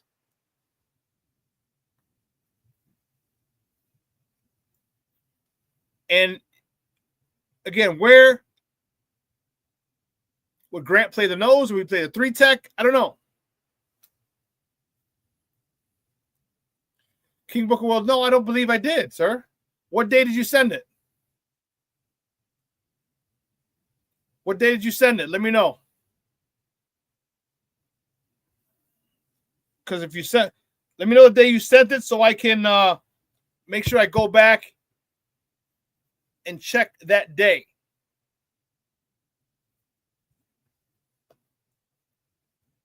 Yeah, let me know. So I'd love to check it out. But you see the excitement of the players. You see, and it's a little different this year. And it's going to be different because you understand, you have a good coach. You have a guy that you can follow. You have a guy who's going to allow this offense to score some points. Something that we haven't had in a long time. So you see the excitement of a lot of people. And I know Jalen Johnson said, he's tempering expectations. This is his third head coach in the Bears organization. I get it. I understand. I hear you. But a lot of them are excited because this is different. This is a guy. You're finally getting the guy. See, Matt, even wasn't the belle of the ball a couple of years ago. He wasn't. He was just another good defensive coordinator who had done his time, moved up the ranks, but even got someone did him a favor. He was on that staff that Josh McDaniel left, hung out to dry in Indy.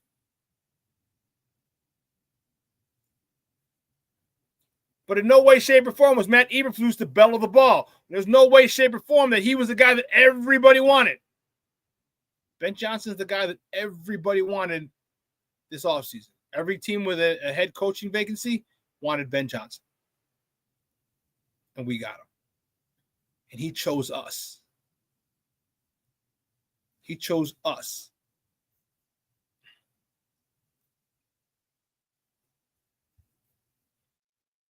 I'm sure a lot of it had to do with Caleb and the players here.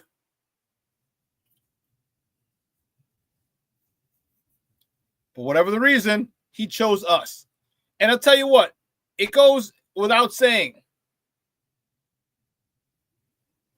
It's always good to feel wanted, whether it's in sports, whether it's in life, whether it's in business, our personal relationships, our platonic, our friendships. It's always good to be wanted.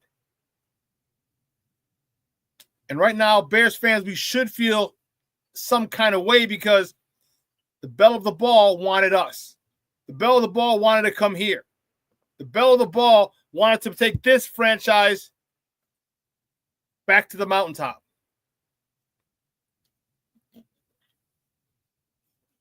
It feels good to be wanted. Now let's get to work. Now it's time to go to work. Cornelius Squall says, we've never had a team in my lifetime that scored a lot of points. I've been following the Bears since 63.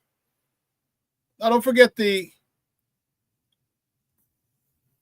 13 team wasn't bad with Marshall, Jeffrey, Martellus Bennett, and Matt Forte and Cutler. Eberflus wasn't even the pumpkin that grew out of the manure. But there's a lot of different, everyone else talked about how happy they were. They're able to, and this is the thing that I like about it. Just bringing it back to my personal experience. When you got guys saying, I can't wait to get back to hang with the guys. It was good to be back with the guys. As a team that's built some strong friendships and some strong bonds. Those are the teams that usually do well. Those are the teams.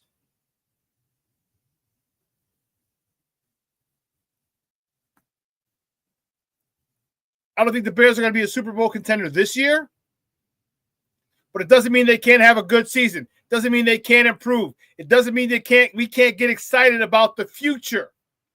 Just because I don't feel they're going to be a Super Bowl contending team, there can be a lot of good that happens. A lot. We can see the development of some players before our eyes. We can see a couple of upset wins before our eyes. We can see the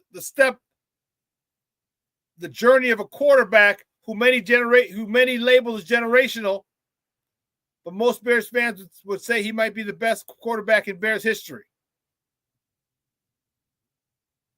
To watch him mature and take steps forward would be great. I'd like to make the playoffs. I'd like to be in a playoff hunt, but if I had to choose playoff hunt this year, but Caleb doesn't develop.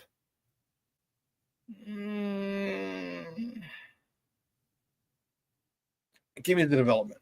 It's either playoffs this year or he develops. I want to see this young man develop. I want to see him on a structure. What do we talk? I talked about it in all other sports. When you have the fundamentals down, then you can really, truly, truly, truly become a great player or a team, whatever. Look at all the stars in the NBA. Look at all the stars in baseball. Look at all the stars in basketball.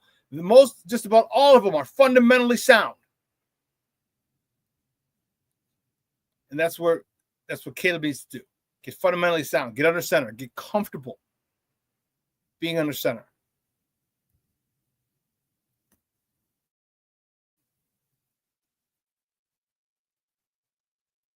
Get comfortable being uncomfortable. And he got him there. And that's the one thing. Caleb Williams knows and understands that Ben Johnson is going to push him. And the crazy part is, he wants to be pushed.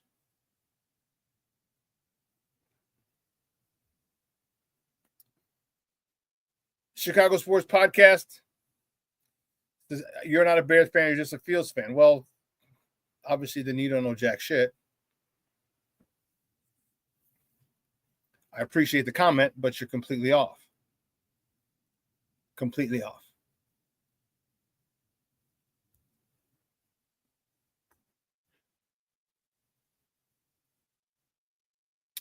My thoughts as we draw closer to the draft. I mean, obviously, we need to see the way things pan out. Who gets taken, right? Because there's some reports that Shedeurs dropping out of the top 10. Some even say he's dropping out of the first round. Not hardly. And one of the questions I have is this. People are talking about his arrogance. People are talking about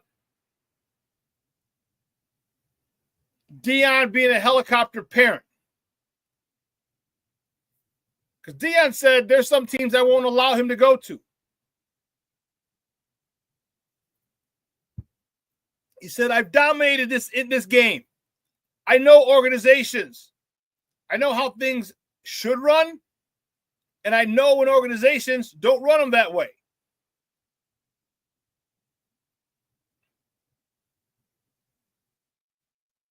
And people are giving Deion a lot of flack for it online. And unfortunately, here's the issue. I hate to make it a race thing, but were you okay with Eli Manning telling people he wasn't going to, was it San Diego? Were you okay with were you mad at Archie Manning? Were you mad at Archie Manning and call him a helicopter parent when he manipulated the draft to get his son to not go to San Diego? Were you mad at John Elway's dad? Same thing. No one says shit about that at that particular point, but now because it's Deion, because it's prime time, and he's doing the same thing. He's not even saying, he's just saying he doesn't want his son to go certain places. But now it's Deion, now it's a problem. Now it's a helicopter parent. Now it's going to be an issue. Now it's this, now it's that. It wasn't a problem for the Mannings. Hell, he did it with Peyton and with Eli. Eli just had to sit out.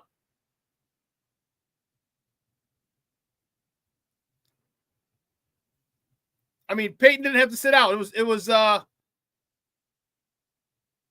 Peyton. He didn't want Peyton to go to San Diego. So once they had the coin toss, wasn't it the coin toss? They had the coin toss who got the first pick. And once it was Indianapolis, they're like, okay, we could do that. Where's all the vitriol for Archie Manning? John Elway's dad. Where's that? I said Archie did it twice. But because the black man saying what's best for his son in a game that he's already dominated, it's not like Deion doesn't know what's going on. It's not like Deion has never played football. It's not like Deion isn't a Hall of Famer. It's not like Deion hasn't played for a couple of good, really good, great organizations. He understands what it means. He understands getting a quarterback in a shitty situation, what it can do to him.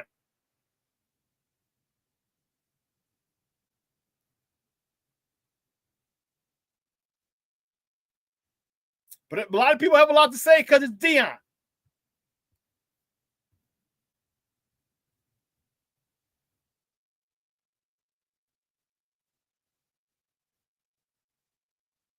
Steve-O said there was a lot of outcry when the Mannings did it. I don't recall. I know there are people who didn't like it, but again, it was a different time. There was no social media. It wasn't bombarded by it. We weren't bombarded with it. Maybe it's a different time, and it's easier for us to hear people's gripes and bitching and moaning now because of social media. But it just didn't seem as severe. I mean, it could have been. But we just didn't have access to it.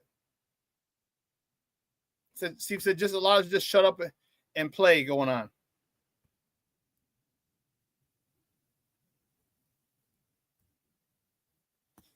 Peyton and Eli were great players. Sanders isn't as good as them.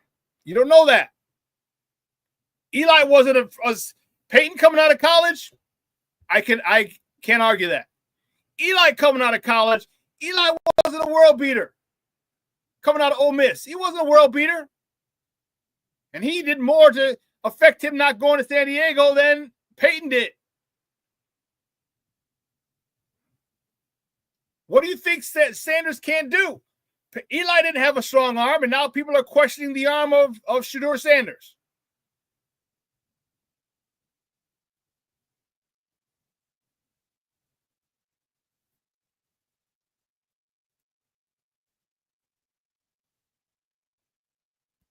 You know, here's the thing. Colorado went from a 1-win team to what, a 9-win team last year? Do you know how difficult that is? You don't. Take a program from 1 win to 9 wins in 2 seasons.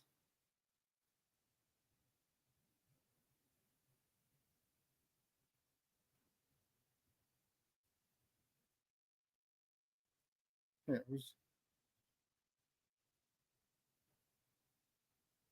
so they got there in 23.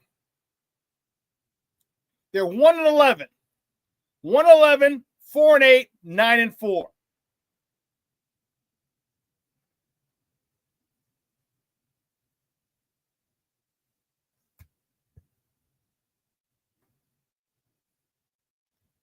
Archie was really good, but the Saints sucked.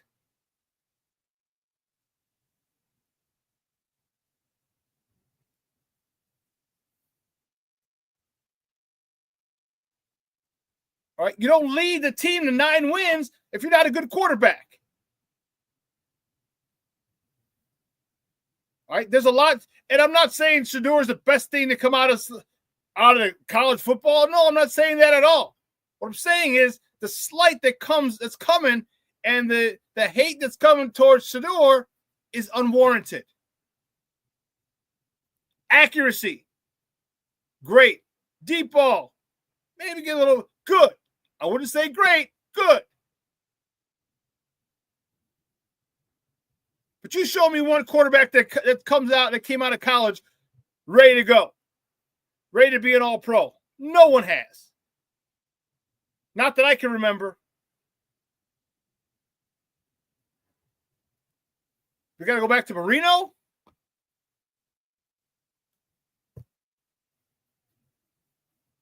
There's going to be room for improvement. And Shedeur is going to need a support system like every quarterback needs a support system.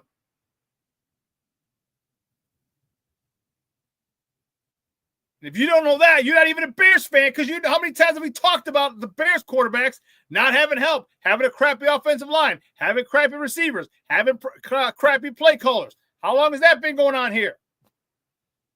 So you can't even deny the fact that a quarterback needs a support system. And that's all Deion wants. He wants his son to go to a place where they have a support system for him. Or they have a coach, if he's new, that he knows, he trusts is going to get that support system for his son. He wants his son to be successful. And destination is a huge part. If Patrick Mahomes was drafted here, he wouldn't have 17 freaking Super Bowl rings now. What, has he got 3 of them? He wouldn't have those 3 rings. He wouldn't have them. Not if he was here. We passed up on him.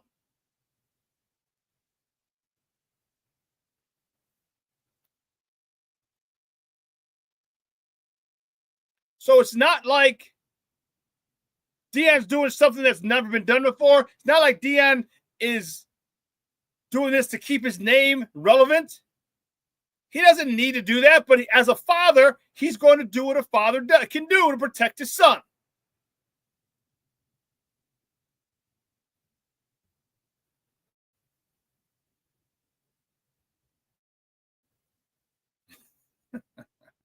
Steve said Patrick would overcome the coaching. He is so great. Yeah, would he overcome the wide receiving core that he had, the crappy wide receiving core? I don't know about that one. Because if you're dropping balls, it doesn't matter how well the ball is placed. If you're not catching them, you're not catching them. Don't even get me started, Steve-O. Don't even get me started, because here it is. Because if Patrick Mahomes was throwing to Rodney Adams, Damiere Byrd, Isaiah Coulter, Marquise Goodwin, Jakeem Grant, Darnell Mooney, Daz Newsome, Allen Robinson, Simba Webster, and Jesper Horsted, he wouldn't have the same numbers. Or Byron Pringle, EQ St. Brown, Bayless Jones, N'Keal Harry, Chase Claypool, Dante Pettis, and Amir Smith-Marset. He wouldn't have the same numbers.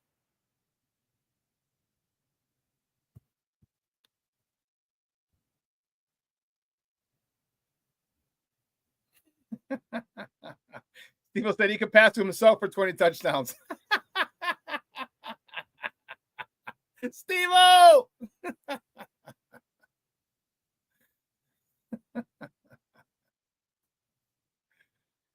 So I'm okay with what Deion Sanders has said. I'm okay with Deion Sanders protecting his son. I'm okay with it.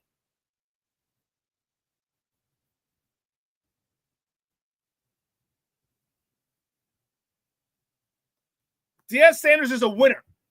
Period. End of story. He wants his son to be a winner too. Is that so wrong? Is that so wrong to want your son to be a winner as well? And a lot of people are saying they don't like Shedeur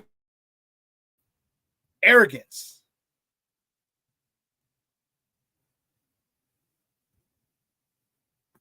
Have you ever met a rich white kid before? Because I have. I went to school with a whole bunch of them. Do you guys remember a guy named Johnny Manziel? He was a football player. He was a Heisman Trophy winner. He was a stud. And he was arrogant as hell. So save the I don't like the fact that he's arrogant. Save it. It happens in different cultures all the time. When your dad is CEO and your dad makes tens of millions of dollars a year, and you go through high school because everyone knows who your dad is, you get a lot of perks. You become a little arrogant because the rules are a little different for you. The rules are a little different. I'm speaking from experience, from seeing it, from going to school. Whose dad, one of my teammates, he went to high school with Ken Griffey Jr. at Moeller in Cincinnati. His dad, my teammate, his dad was the vice president of Mattel, the toy company. Another one of my guys, his dad was the ambassador, U.S. ambassador to Kuwait. Another one of my friends, dad was the orthopedic surgeon for the New York Yankees. You know that small little baseball team they got in New York, the Yankees? Yeah, them. So I've seen people. And not all those people were arrogant, no. But some were. And if your dad was prime time, you probably have a little arrogance too. Yes, Ivy League snob, Steve-O, yes. Yes.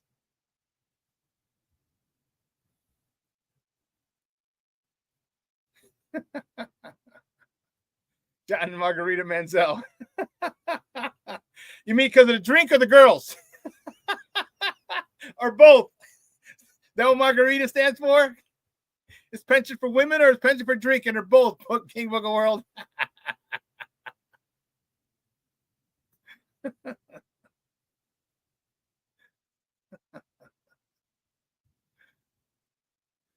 So don't hate on the kid because he's arrogant, because he's entitled, because he was born on second base.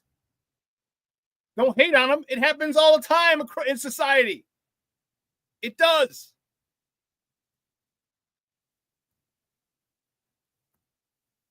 You mean to tell me Peyton Manning growing up in New Orleans wasn't? Dude, have you seen? See, because when Peyton came out, the internet wasn't out.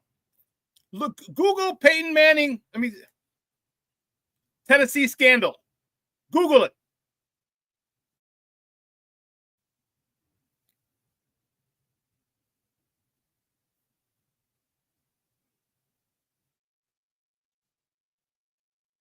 Google it.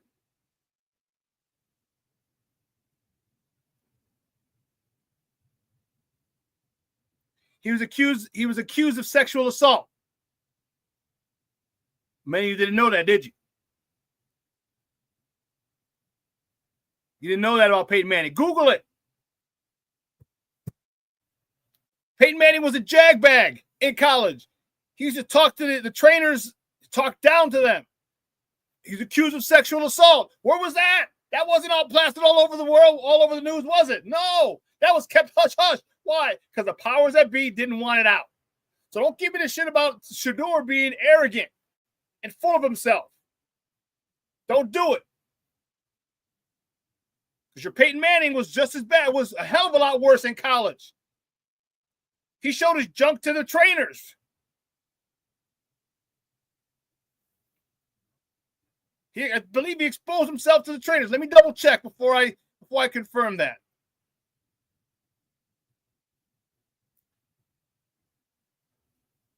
So don't give me this about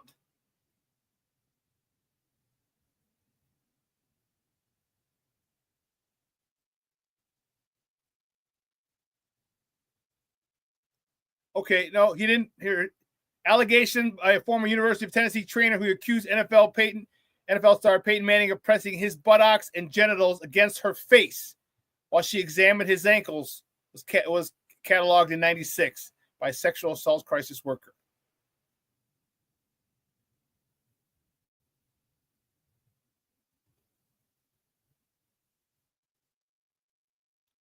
Instead, according to the document, the person did not want named Manning and did not want to discuss details of her assault because she feared for her job at Tennessee.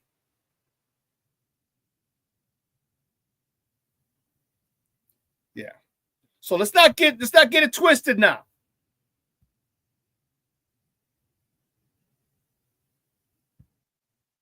So I hope Shedeur, I wish him well. I would love for him to do well. Yeah, he might be a little arrogant. He might. You're stupid, Buck. You're stupid. King Book of World, Peyton, put your head here for 5 minutes, Manning.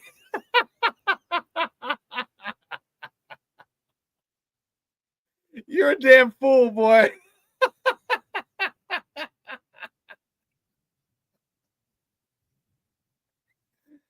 Oh, man.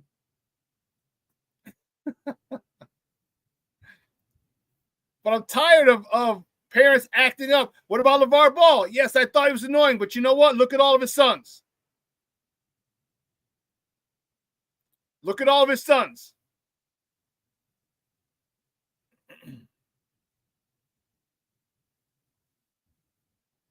Yeah, Junior, he says my thing is both Sanders are 0-4 in championships. So is Dan Marino. Now what? So is Charles Barkley.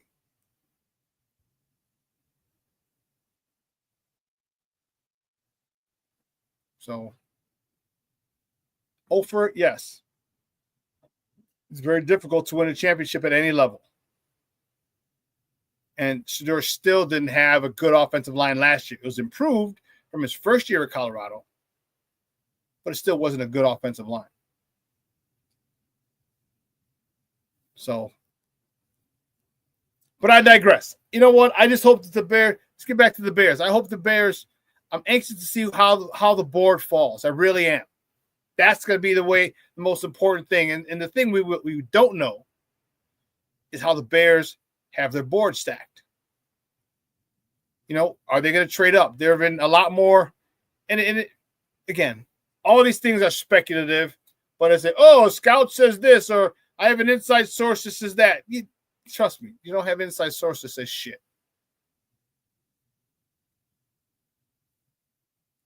They talk about the Bears are going to jump up and trade for Abdul Carter. All it is for clicks. Because you don't know that. Because I can almost guarantee you. When I see Mark Sadowski, I'll talk to him.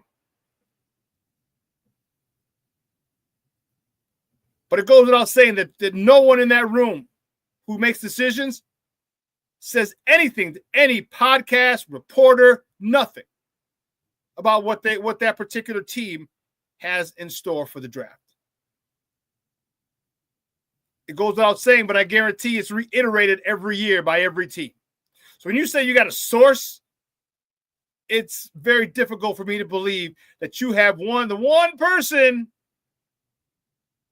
that's going to go against, that's going to risk his NFL job telling you what the Bears or what his team is going to do. Call me crazy. I've been called worse. Man, listen, 2 hours is come and gone. I want to thank my guest, Emilio Bucks, for coming out talking baseball with us and talking basketball with us. Great, great conversation. If you missed it, make sure you tune in later today. I'll replay this show tonight at 6 p.m. Central Time.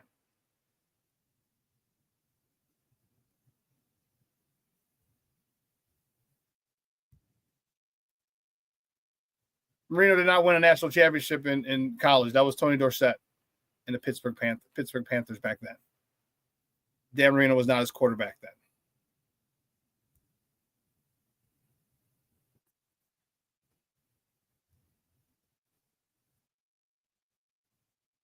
So listen, guys, you have a phenomenal day. Enjoy it. I know it's a little cool. It's only 40 degrees right now out there in the Chi. But enjoy it. You woke up today, so you're on the wake-up list. Be grateful for that. And do yourself a favor. Let your loved ones know you love them, because tomorrow is promised to no one. All right, reach out to some people. Let them know that you set a date. This weekend's going to be nice. All right, it can be 50s and 60s and 70s. It's 70 on Monday. So make sure you reach out and do something with some of your peoples, okay? So for everyone here at Sports Zone Chicago, guys, I'm your boy, the SuperBack, Shawn Sierra. Again, let your loved ones know you love them, because tomorrow is promised to no one. It's going to be replayed tonight at 6 p.m. Central. For everyone here at Sports Zone Chicago, I'm your boy, the SuperBack, Shawn Sierra. Have a phenomenal day. I love and appreciate you, my sports owners. Your boy is out.